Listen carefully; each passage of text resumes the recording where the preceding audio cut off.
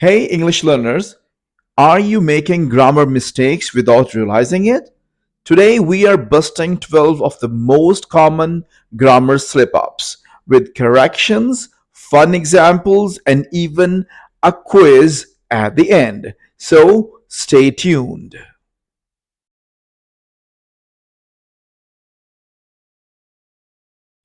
Number one is subject verb agreement. The number one mistake is subject verb agreement. Keep the rule in mind that the verb must match the subject in number. The verb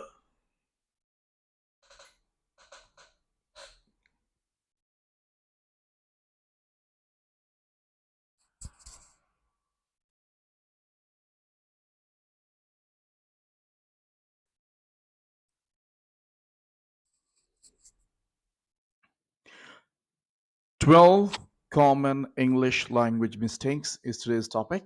And I'm Sir Imran Ali Imran from English Council Consultants. 12 common English grammar mistakes. I'm Sir Imran Ali Imran from English Council Consultants. Hey, English learners, are you making grammar mistakes without realizing it? Today, we are busting 12 out of the most common grammar slip ups with corrections, fun examples, and even quiz at the end. So, stay tuned.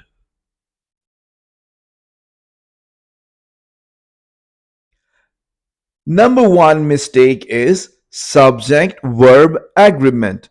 जो पहली mistake है वो है subject verb के आपस में agreement की. तो इसका रूल जेल में रख लीजिए.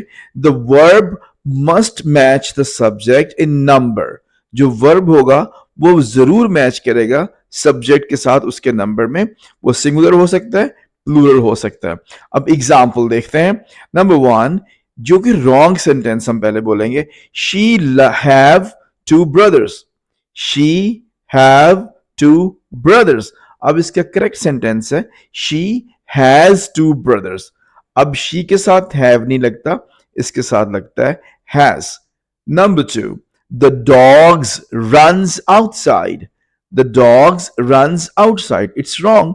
The correct sentence is the dogs run outside. अब जो डॉग्स के साथ रन्स नहीं लगेगा. हमेशा यहां पर अगर प्लूरल आ जाता है सब्जेक्ट तो जो वर्ब होगा वो सिंगुलर लगेगा. The dogs run outside. Number three, neither of the books are interesting.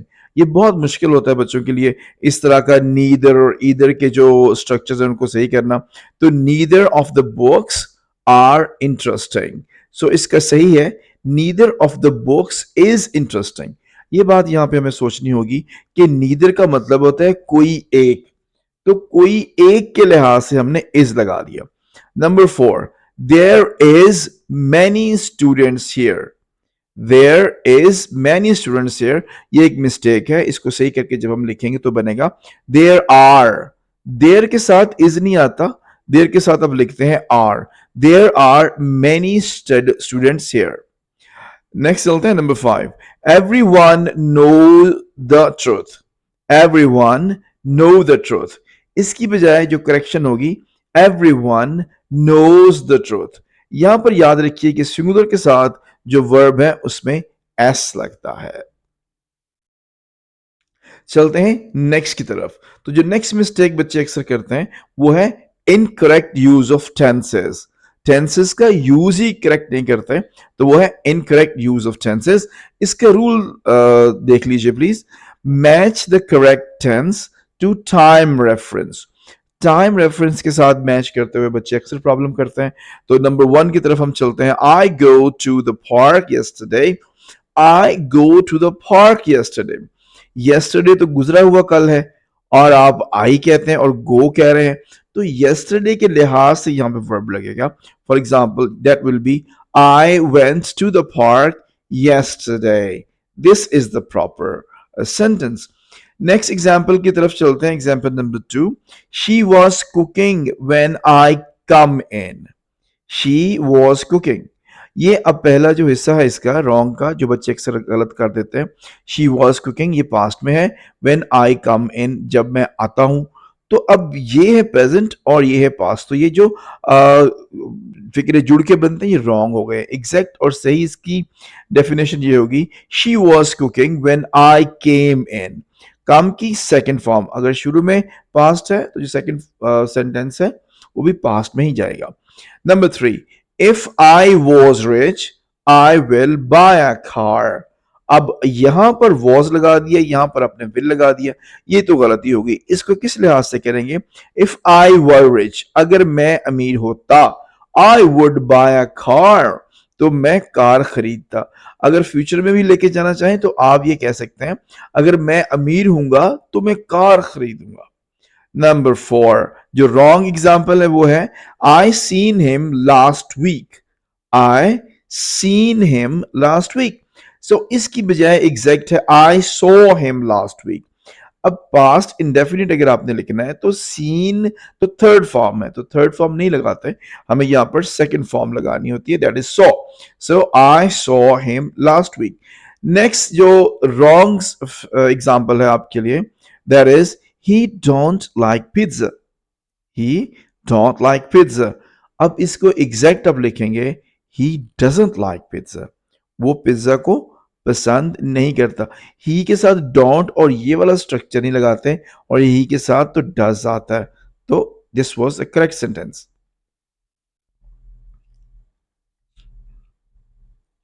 Third mistake is miss use of pronouns. Pronoun को बच्चे मिस यूज कर जाते हैं। प्रोनाउंस का रूल आप याद रखिए, pronouns must match case. Pronouns को केस के साथ मैच करना होता है, जो कि सब्जेक्ट भी हो सकता है और ऑब्जेक्ट भी हो सकता है। अगर नंबर 1 की तरफ चलते हैं, she gave the book to me and he. अब यह है she gave the book to me and he, इसको जो सही बनाएंगे वो आएगा, she gave the book to him and me.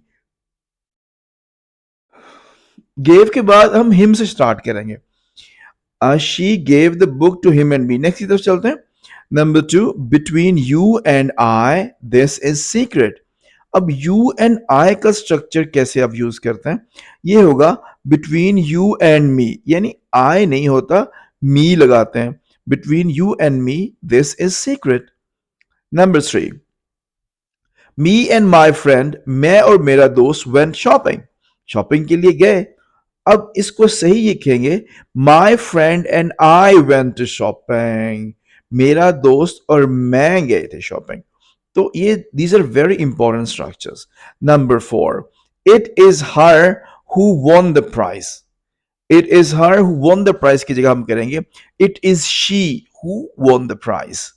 Next है them went home early।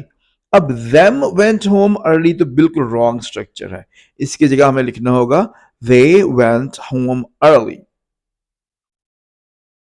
अब आते हैं हम फोर्थ मिस्टेक की तरफ, और ये बहुत ही कंफ्यूजिंग है। कंफ्यूजिंग वर्ड्स हैं जैसे देयर, THEIR वाला देयर, फिर THERE, फिर दे और your and you are etcetera. The rule, know the difference between similar sounding words. They are. Number 1, they're going to the store। अब they're going to the store नहीं होना चाहिए, होना चाहिए they are going to the store।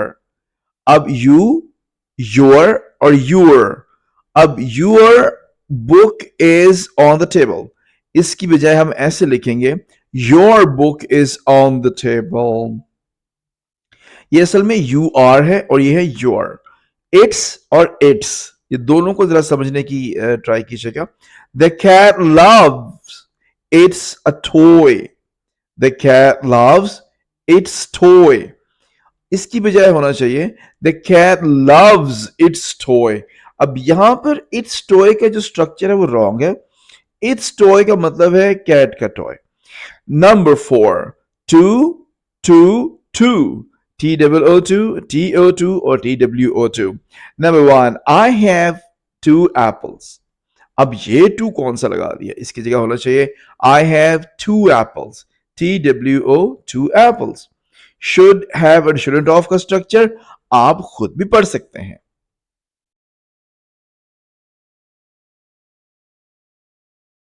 Misspelled and डैंगल्ड modifiers, ये है हमारी पांचवी मिस्टेक जो अक्सर बच्चे करते हैं। वो आइल्स के बच्चे हैं, वो लैंग्वेज के बच्चे हैं, वो पीटीई के बच्चे हैं। This is very very important exercise.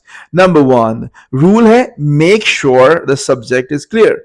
ये यकीन करना है कि जो सब्जेक्ट है वो क्लियर है। मिसाल है number one, running let the bus left without me. Running let the bus left without me. You will write running late, I missed the bus. Running late, अब ये नहीं कहना कि bus left without me, हमें कहना है कि I missed the bus. Next है while reading, the dog barked loudly. होना ये चाहिए while reading, I heard the dog bark loudly.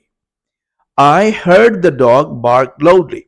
Number 3, hungry, the pizza was eaten quickly. इसकी बजाय हमें लिखना होगा hungry, we ate the pizza quickly. We ate the pizza quickly. Number 4, walking in the park. Walking in the park, the flowers looked beautiful.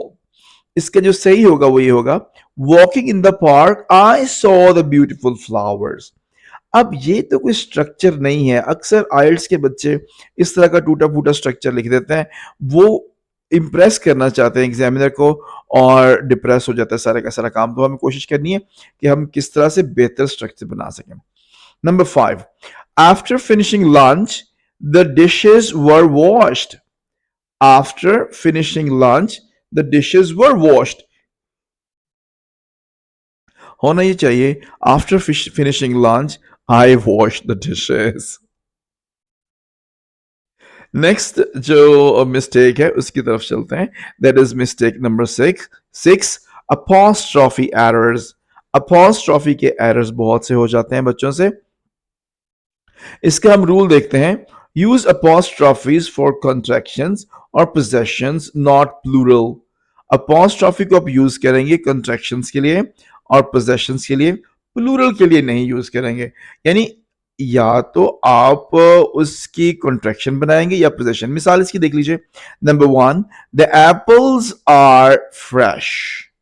इसकी बजाय होगा the apples are fresh.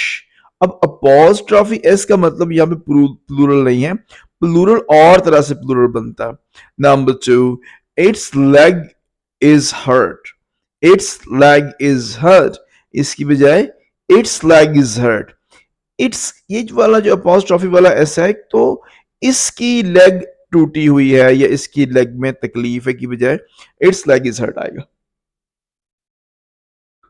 तो apostrophe की बजाय ये वाला यूज होगा यहां पे। नंबर 3 है the boys went to school. अब द बॉयज अपॉस्ट्रॉफी नहीं लगेगा प्लूरल बनाने के लिए। प्लूरल बनाने के लिए आप ऐसे लिखेंगे the boys went to school. Number 4, I can't wait for the trip. इसको एग्जैक्ट बनाएंगे I can't wait for the trip.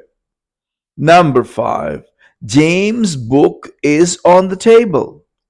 James' book is on the table. अब यहां पर हमें s लगाना था, ये प्लूरल की तरह नहीं, हमने पोजेशन शो करनी है। तो James' book is on the table होगा। नेक्स्ट है डबल नेगेटिव्स। अक्सर बच्चे आयल्स में या फिर स्पीकिंग में 2 दफा नेगेटिव एक ही सेंटेंस में लिखते हैं, तो इसको हमने अवॉइड करना है। इसका रूल जेल में रख लीजिए, avoid using 2 negatives in a sentence. Number 1, I don't need no help. अब डोंट का मतलब भी नो है और हेल्प का मतलब नो का मतलब भी नो है, तो इसकी बजाय हम लिखेंगे आई don't need any help. Number 2, she can't hardly believe it. इसकी बजाय एक can't hardly believe it थोड़ा सा रॉन्ग है, इसको होना चाहिए she can hardly believe it. अब can't और hardly एक्चुअली दोनों ही नेगेटिव है। Number 3, he didn't say nothing. अब did not का मतलब भी नेगेटिव है और nothing का मतलब भी नहीं है, तो he didn't say nothing कहने की बजाय हमें कहना होगा he didn't say anything. Number 4, I don't know nothing about it. I don't know, फिर नथिंग, एक तो डोंट नो आ गया, दूसरा नथिंग आ गया, तो इसकी बजाय हमें लिखना है I don't know anything about it, मैं इसके बारे में कुछ नहीं जानता। Number 5, you want never understand. अब वांट और नेवर है, इसकी बजाय हमें ये दोनों का नेगेटिव सेंस है, वांट भी नेगेटिव है, नेवर भी नेगेटिव है, इसकी बजाय हम एक निकाल देंगे और इसको कुछ पॉजिटिव करके लिख देंगे। For example, you want ever understand. मेरा ख्याल है आपको यहां तक काफी समझ आ चुकी होगी। अब हम आते हैं अपनी नेक्स्ट स्लाइड की तरफ, और that is the eighth problem जो बच्चे अक्सर शो करते हैं, it is wrong preposition usage. तो चलते हैं रॉन्ग प्रेपोजिशन यूजेज में। रूल इसका याद रख लीजिए, prepositions change based on context. जो प्रेपोजिशन होती है वो अक्सर कॉन्टेक्स्ट, जो आप जिस कॉन्टेक्स्ट में फिक्रा लिख रहे हैं उसके लिहाज से बनती है। जैसे she is in the train, she is in the train, इसका इन द ट्रेन की बजाय होता है she is on the train. Next है number 2, we will meet at Monday. We will meet at Monday नहीं होगा, होगा will meet on Monday. So he graduated from college in 2020. He graduated, वो graduate हो गया from college in 2020. अब इनको कैसे लिखेंगे, सही फिक्रा कैसे होगा, he graduated college in 2020. 2020 भी हो सकता है। He is married with her. He is married with her एक रॉन्ग एग्जाम्पल है, इसको एग्जैक्ट और सही करके हम लिखेंगे तो बनेगा he is married to her, with को हम रिप्लेस करेंगे to से। Number 5, she is good in math, she is good in math।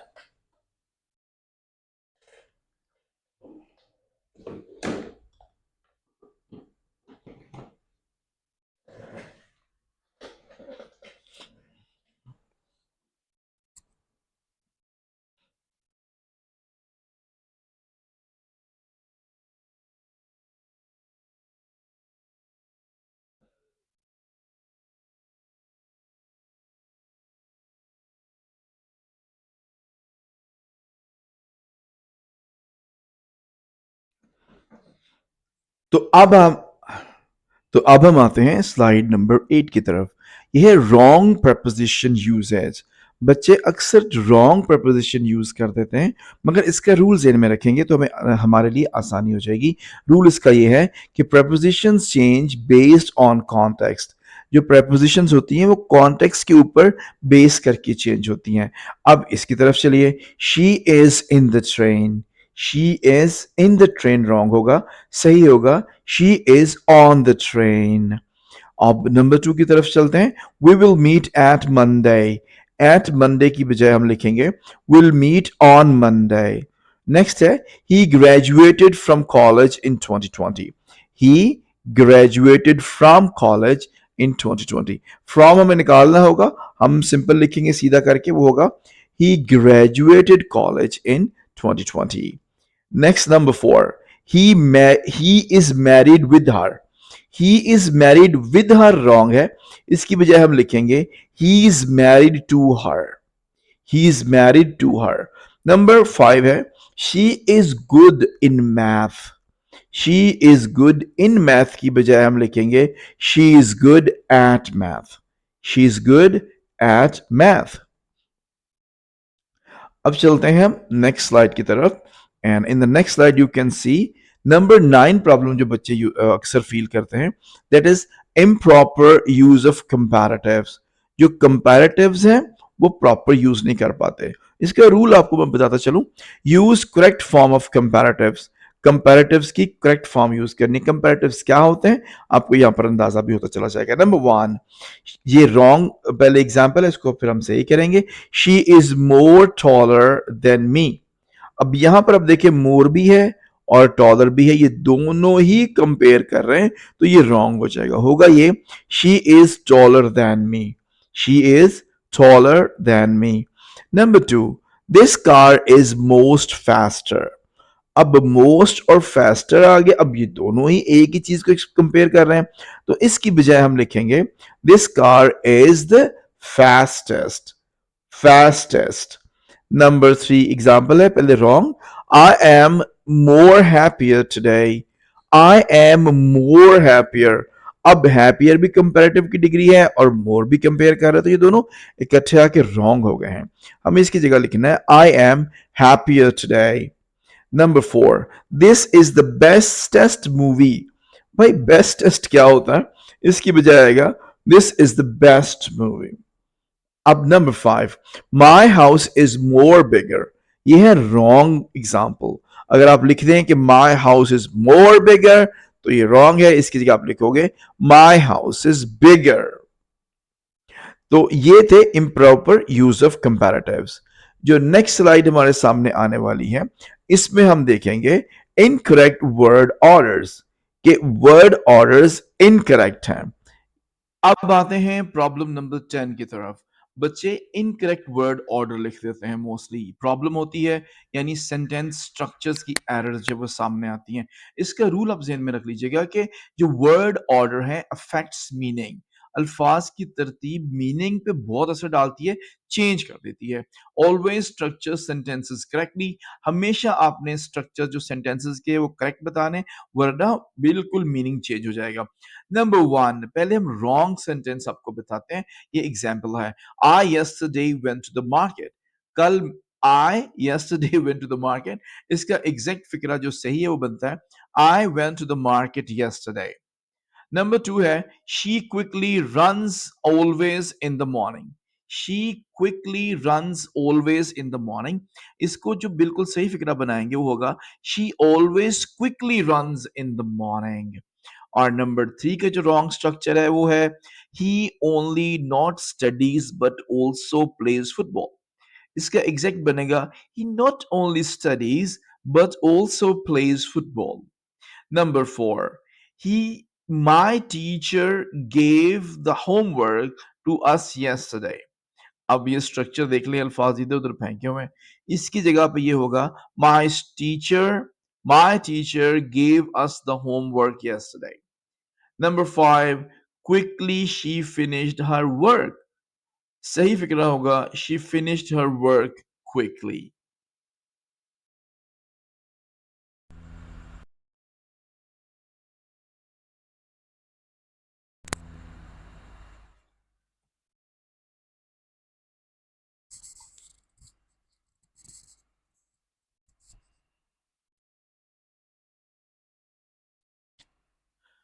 और अब हम डिस्कस करने जा रहे हैं problem number 11, over use of miss use of articles. या तो ओवर यूज करते हैं बच्चे या फिर मिस यूज करते हैं आर्टिकल्स का. आर्टिकल्स क्या होते हैं? A and the. इसका रूल ध्यान में रख लीजिए. Use the correct article based on specificity and pronunciation. मिसाल इसकी सुन लीजिए. I saw a eagle flying. अब आ ईगल नहीं होता, एन ईगल होता. I saw an eagle flying. Number 2, wrong sentence है.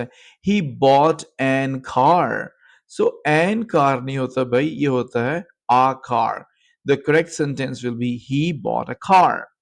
Number 3 है she gave me an apple and a orange. अब an apple and a orange नहीं होता, होगा ये she gave me an apple and an orange.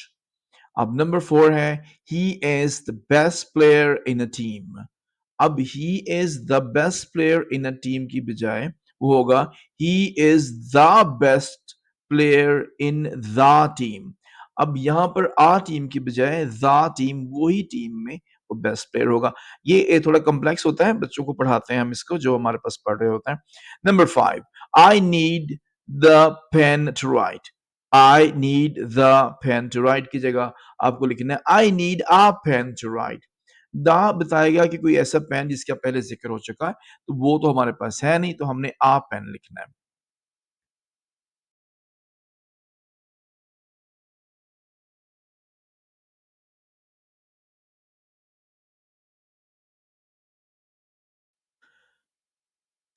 Slide number 12 show करती है बच्चे कर रहे हैं miss use of conditional sentences. Conditional sentences बहुत मुश्किल लगता है बच्चों को, हम यहाँ पर पढ़ाते हैं और उसका एक स्पेसिमेन आपके सामने देने जा रहे हैं. इसका रूल आप समझ लीजिए. Use correct structure based on hypothetical situation. जो भी हाइपोथेटिकल सिचुएशन है उसको मद्देनजर रख के आपने करेक्ट लिखना है। कैसे होगा? If I will be late I will call you, ये है रॉन्ग स्ट्रक्चर। सही स्ट्रक्चर है if I am late I will call you. Number two, wrong structure है if he would study he would pass. सही structure है if he studied he would pass. Number three, wrong structure है if I knew it I will tell you. Exact structure बनेगा if I knew it I would tell you. Number four है if she has time she would visit, और if she had time she would visit, ये exact structure है। Number five है if I go to Paris I can visit the Eiffel Tower. होना ये चाहिए if I go to Paris I will visit the Eiffel tower.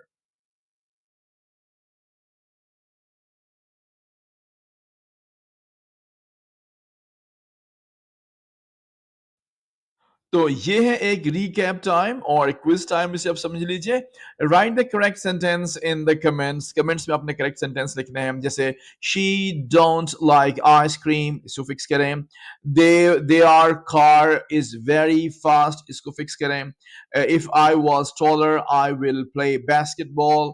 और fourth sentence है he have three dogs. और fifth sentence है dash its raining outside, इसको fix कीजिएगा।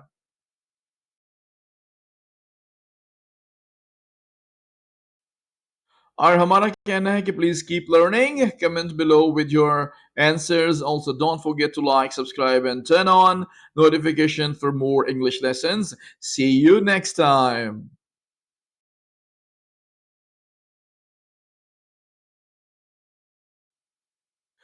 और आपके लिए मोटिवेशन ये है कि join English Council Consultants for learning English language, IELTS, PTE, language set, OET, and international admissions for study abroad. We are always present for you there.